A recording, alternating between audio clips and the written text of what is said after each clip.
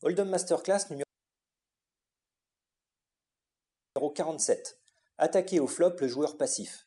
Dans le cadre des stratégies d'attaque, nous allons voir un exemple où un joueur attaque avec une bonne main alors que son adversaire possède une main meilleure encore mais reste passif. Pour protéger sa main, il faut attaquer et maintenir l'attaque le long du cou, sauf si on sent qu'on est plus favori. Nous nous trouvons dans un des tournois quotidiens du Caponga Poker Camp, une école de poker française au Brésil. Le tournoi est déjà bien avancé. Les tapis de départ étaient de 2000, le tapis moyen est maintenant de 4000 environ, et nous en sommes au 6e niveau de blinde, 300-600.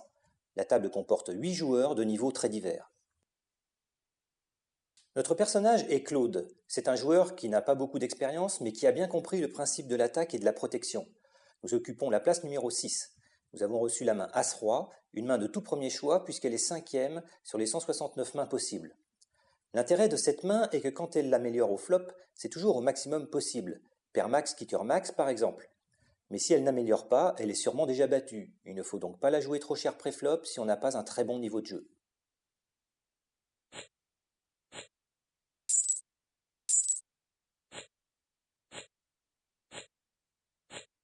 Le joueur 5 relance à 2000, nous payons les 2000 et tous les autres joueurs passent.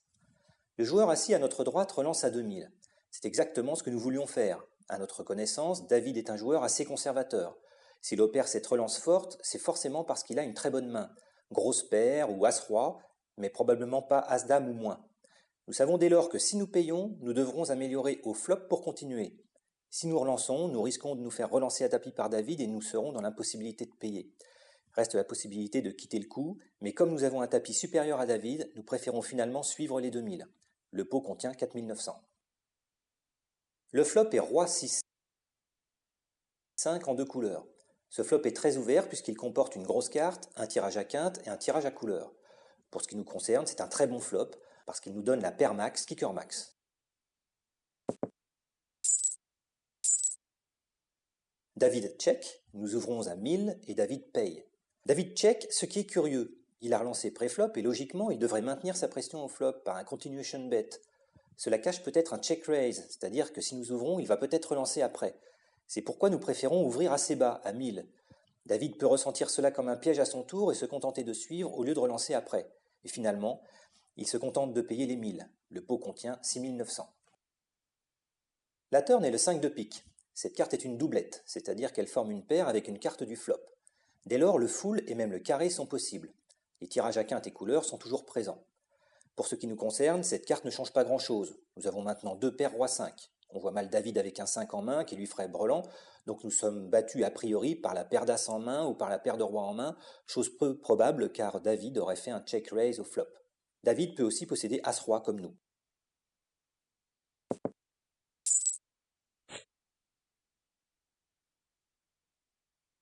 David check, nous ouvrons all-in à 4300 et David passe.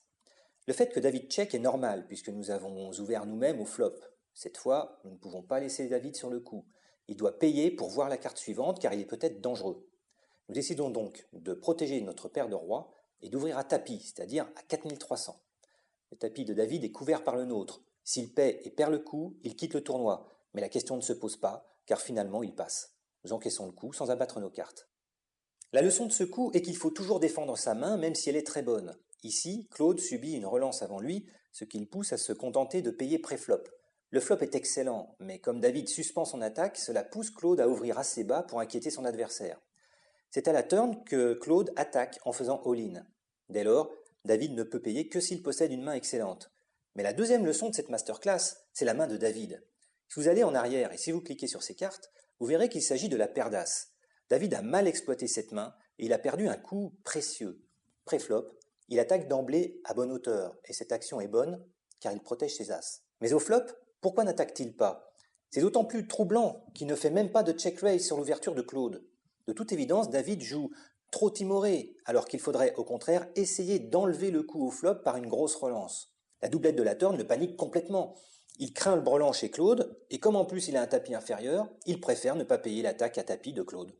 Pour gagner ce coup, David n'avait qu'une chose à faire au flop, relancer à tapis l'ouverture de Claude, lequel aurait probablement passé, même avec sa paire max.